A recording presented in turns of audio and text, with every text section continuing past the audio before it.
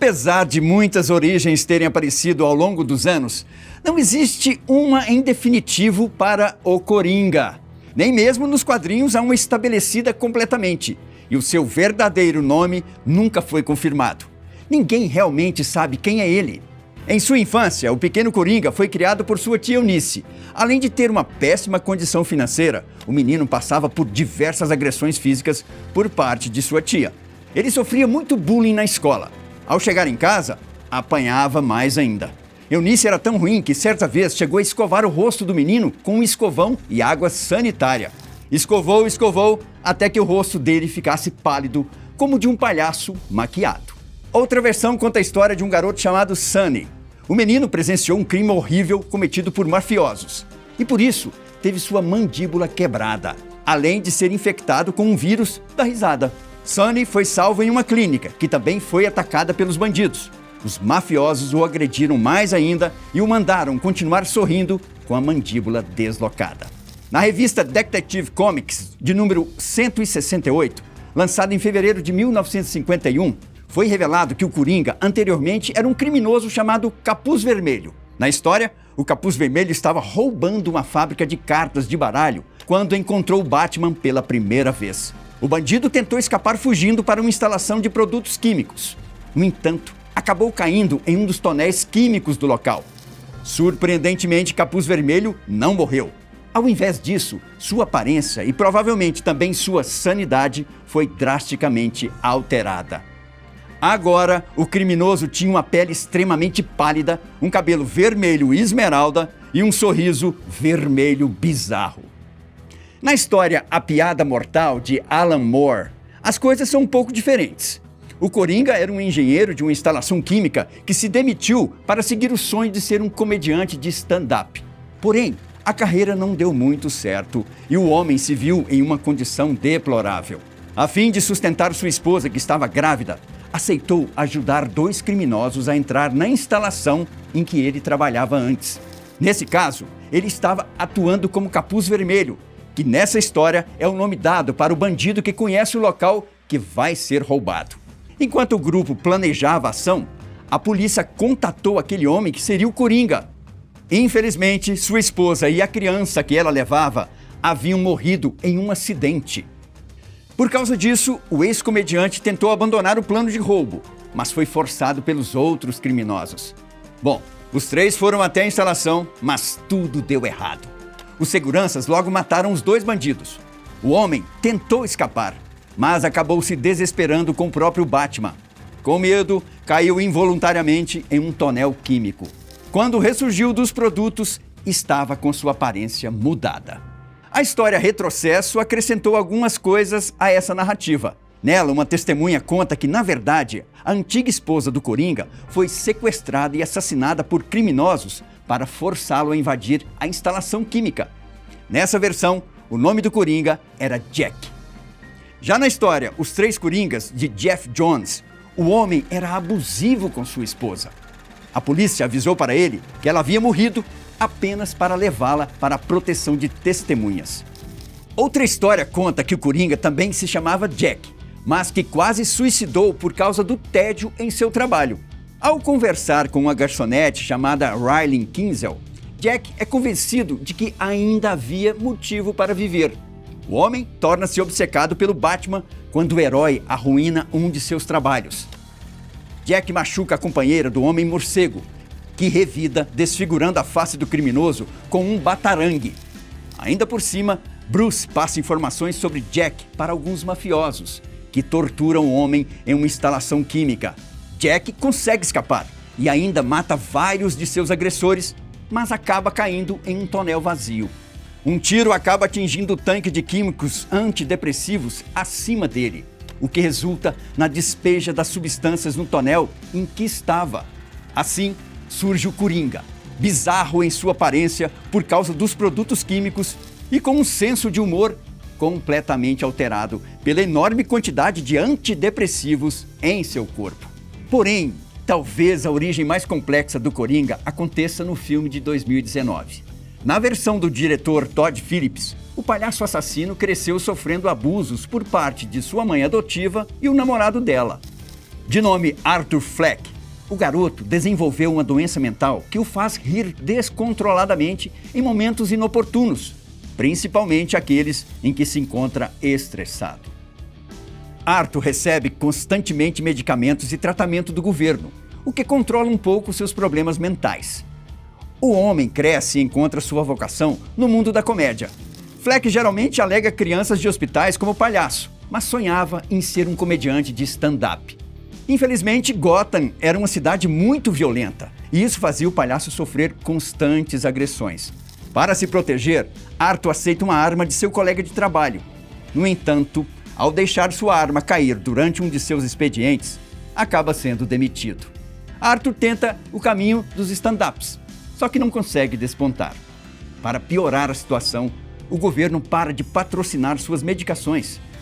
Lentamente, o homem vai sucumbindo à loucura e percebe o quanto a sociedade era decaída. Certo dia, acaba rindo descontroladamente de alguns valentões no metrô. Os homens não gostaram da situação e partiram para cima. Arthur matou 2 deles para se proteger e executou o outro como vingança. O triplo assassinato iniciou não só a série de crimes do palhaço, como também diversos movimentos de revolta pela cidade, já que os assassinados faziam parte de uma elite financeira odiada. Violento, louco e bizarramente risonho, Arthur finalmente assumiu a identidade do Coringa, ao participar de um talk show em que mata o apresentador. Apesar dessa origem bem realista para o palhaço de Gotham, existem algumas bastante absurdas. Há versões que dizem que o palhaço age em Gotham muito tempo antes do surgimento do Batman. O Homem-Morcego suspeita que, ajudado por um metal rejuvenescedor, o Coringa utiliza a química para estender seu tempo de vida. A narrativa também menciona um serial killer chamado de Homem Pálido, que aterroriza Gotham há tempo bastante para acreditarmos que o Coringa pode ter até séculos de vida. Diante de tudo isso, resta uma pergunta: qual dessas origens é a verdadeira? Qual é a definitiva? Bom, talvez todas elas, ou talvez nenhuma. Na verdade, nem o personagem sabe direito sua própria origem. Na maioria das vezes, o Coringa não lembra de seu passado, ou pelo menos tenta esquecê-lo ou recontá-lo por completo. Na história A Piada Mortal, ele mesmo conta: às vezes eu lembro de um jeito, às vezes de outro. Se é para eu ter um passado, prefiro que ele seja de múltipla escolha. A risada foi por minha conta. Qualquer que seja seu passado, este o conduziu a praticar grandes atrocidades. Seu objetivo sempre é trazer o máximo de caos possível para Gotham e, assim, se manter como o maior mestre da criminalidade do local. Ele cometeu crimes caprichosos e desumanamente brutais. A lógica por trás deles, no entanto, faz sentido apenas para ele. O Coringa, por exemplo, já atirou na Batgirl, de maneira que a mulher se tornou paraplégica. Também sequestrou o comissário Gordon e o provocou com fotos de que tinha feito com a Batgirl, já que ela é filha do comissário.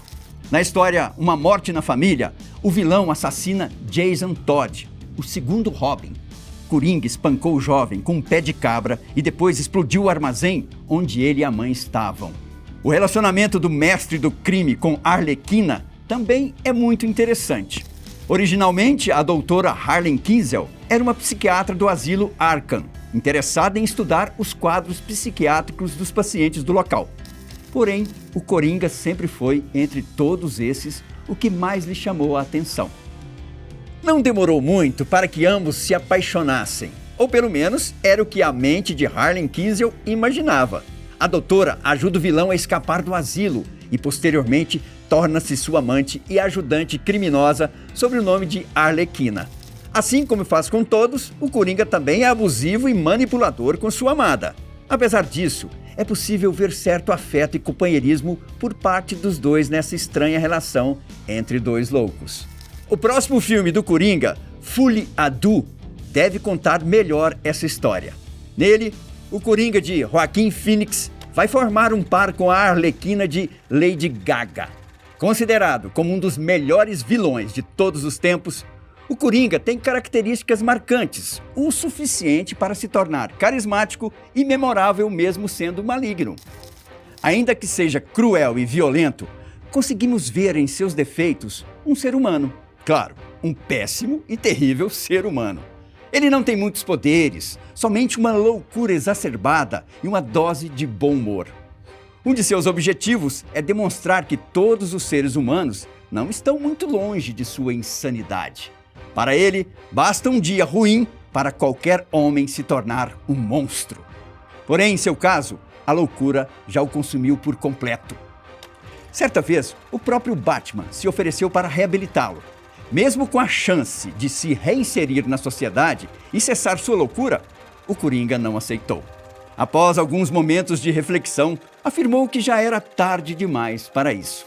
O palhaço retribuiu a proposta do Homem-Morcego contando uma piada. Por incrível que isso pareça, dessa vez, até o vigilante mascarado riu. Para o Coringa, tudo é uma questão de ponto de vista. Até mesmo a mais terrível das tragédias pode, na verdade, ser uma engraçada comédia. Tomemos como exemplo uma de suas histórias. Quando pequeno, o Coringa sofria por causa de seu pai bêbado e drogado. Certa vez, o homem chegou em casa mais alterado que o normal. Agressivo, partiu para cima de sua esposa. Ela tentou se defender com uma faca, mas o utensílio serviu apenas como outra arma para o agressor. Enquanto o pequeno Coringa assistia, seu pai esfaqueava sua mãe até a morte. Reparando que o filho estava aterrorizado, o homem perguntou: "Por que está tão sério?" Repetiu a frase, se aproximando cada vez mais do filho. "Por que está tão sério? Vou colocar um sorriso nesse rosto." E assim, eu termino o vídeo. Por que estão tão sérios?